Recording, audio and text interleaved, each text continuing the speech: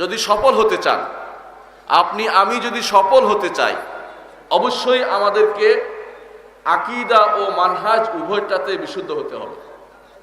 আকীদাতেও শুদ্ধ হতে হবে, মানহাজও শুদ্ধ হতে হবে। এর প্রমাণ মুহাম্মদুর রাসূলুল্লাহ সাল্লাল্লাহু আলাইহি ওয়াসাল্লামের হাদিস থেকে আমরা পাই, এর প্রমাণ কোরআন থেকে আমরা পাই। আমি বিস্তারিত আলোচনা করব, তার আগে শুধুমাত্র কয়েকটা জিনিস জানাতে চাই। মানহাজ কি জিনিস? মানহাজ হচ্ছে চলার পথ।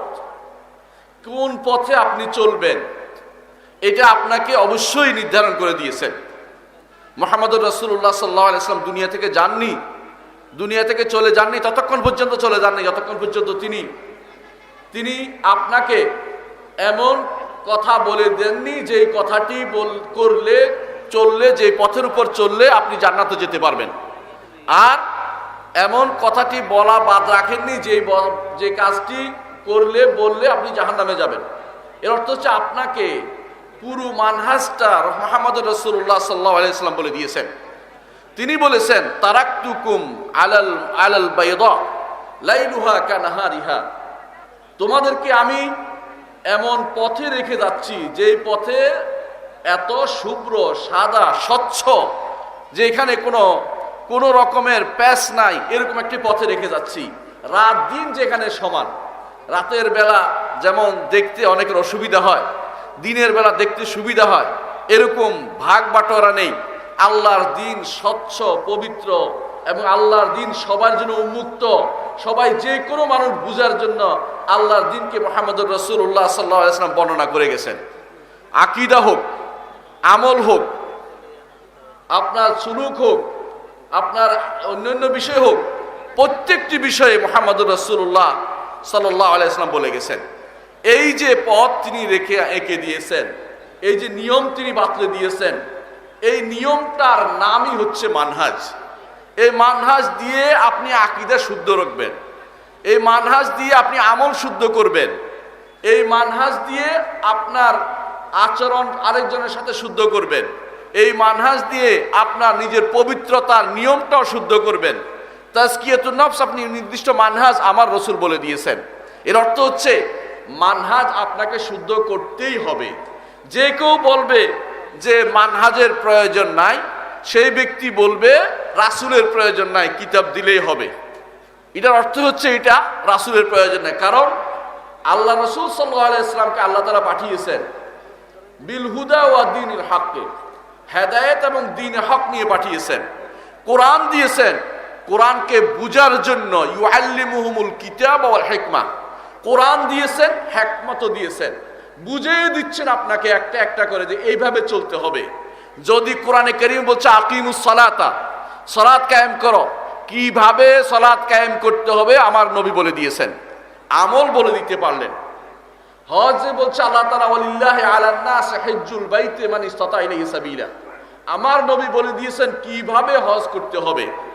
যাকাতের কথা আল্লাহ বলে দিয়েছেন ওয়া আতুজ যাকাতা, যাকাত দাও, আর আমার নবী বলে দিয়েছেন কিভাবে, কতটুকু, কোথায়, কখন, কিভাবে যাকাত দিতে হবে বলে দিয়েছেন। আমলে যদি বলে দিয়ে থাকেন অবশ্যই তিনি আকীদাতেও বলে দিয়েছেন, কোন আকীদা কোত্থেকে কিভাবে নিতে হবে মুহাম্মদুর রাসূলুল্লাহ সাল্লাল্লাহু আলাইহি ওয়াসাল্লাম সেটা বলে দিয়েছেন। যদি কেউ বলে যে না সেটা বলে দেননি, তাহলে তিনি রাসূলুল্লাহ সাল্লাল্লাহু আলাইহি ওয়াসাল্লামের উপর খেয়ানতের অভিযোগ করলেন। যদি কেউ মুহাম্মদুর রাসূলুল্লাহ সাল্লাল্লাহু আলাইহি ওয়াসাল্লামের চেয়ে বেশি জানার দাবি করে, বেশি বুঝার দাবি করে, সেই ব্যক্তি পথভ্রষ্ট। এবং যদি কেউ মুহাম্মদুর রাসূলুল্লাহ সাল্লাল্লাহু আলাইহি ওয়াসাল্লামের সুন্নাহর ব্যাপারে, আদর্শের ব্যাপারে যদি সাহাবায়ে কেরামের চেয়ে বেশি বুঝার দাবি করে, সে হচ্ছে পথভ্রষ্ট এবং সে হচ্ছে মানহাজে বিভ্রান্ত। সেই ব্যক্তির কোনো কথা ইসলামে গ্রহণযোগ্য হতে পারে না।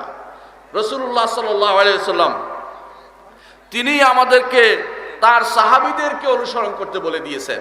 কোরআন আমাদেরকে তার সাহাবীদেরকে অনুসরণ করতে বলে দিয়েছে। আপনি একটু দেখেন, আল্লাহ তাআলা বলছেন ফাইন আমানু বিমিসলি মা আমানতুম বিহি ফাকাদ ইহতাদাও, যদি তারা ঈমান আনে, দুনিয়ার মানুষ যদি কোনো ঈমান আনে কাদের মতো, তোমরা যেরকম ঈমান এনেছো সেরকম ঈমান আনে, ফাকাদ ইহতাদাও, তাহলে তার হেদায়েত প্রাপ্ত হবে। এর অর্থ হচ্ছে আপনাকে মানহাজুস সালাফ এখতিয়ার করতেই হবে, আকীদাতে হোক, আমলে হোক, সুলুকে হোক, অথবা তাজকিয়াতুন নফসে হোক, সর্ব জায়গাতে আপনাকে মুহাম্মদুর রাসূলুল্লাহ সাল্লাল্লাহু আলাইহি সাল্লাম এবং সাহাবায়ে কেরামের মতাদর্শে আপনাকে যেতে হবে।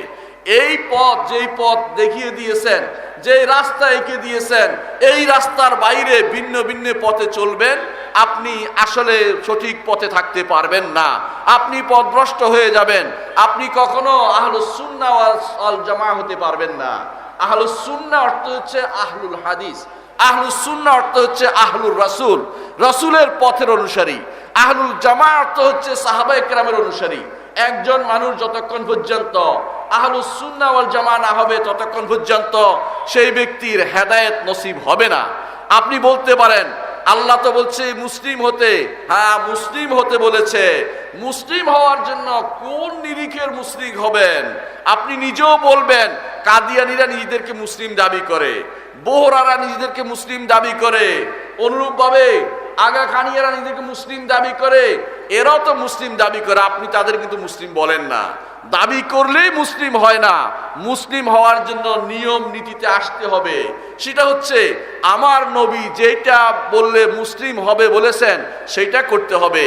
যেই নীতিতে চলে মুহাম্মদুর রাসূলুল্লাহ সাল্লাল্লাহু আলাইহি সাল্লামের সাহাবীরা মুসলিম হয়েছে, সেই নিয়তে সেই মানহাজে আপনাকে যেতে হবে।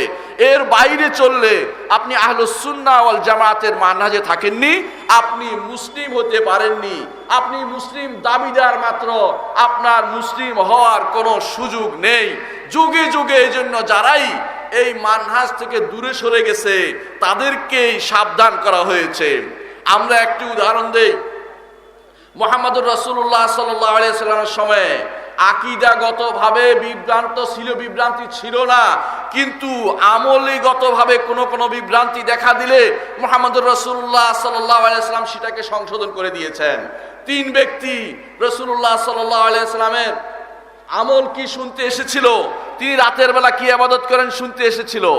যখন শুনলো তাদের কাছে কাআন্নাহুম তাকালুহা, তারা মনে করলো এটা তো একেবারেই ছোটখাটো জিনিস, কম জিনিস। একজন বলল আমি সারা রাত ধরে দাঁড়াবো, একটু ঘুমাবো না। আরেকজন বলল আমি বিয়ে করবো না সারা জীবন। আরেকজন বলল যে আমি সারা বছর রোজা রাখবো। মুহাম্মদুর রাসূলুল্লাহ সাল্লাল্লাহু আলাইহি ওয়াসাল্লাম দেখলেন যে এই মানহাজ শুদ্ধ না, এই আমলি মানহাজটা শুদ্ধ না। এই আমলি মানহাজ শুদ্ধ করার জন্য তিনি বললেন, এই তোমরাই তিনজন একথা বলেছিলে? বলে হ্যাঁ আমরা তিনজন একথা বলেছিলাম। তখন মুহাম্মদুর রাসূলুল্লাহ সাল্লাল্লাহু আলাইহি ওয়াসাল্লাম বললেন, শোনো, আমি বিয়ে করেছি, আমি রাত্রি জাগি এবং ঘুমাই, আমি সওম পালন করি এবং সওম ভঙ্গ করি।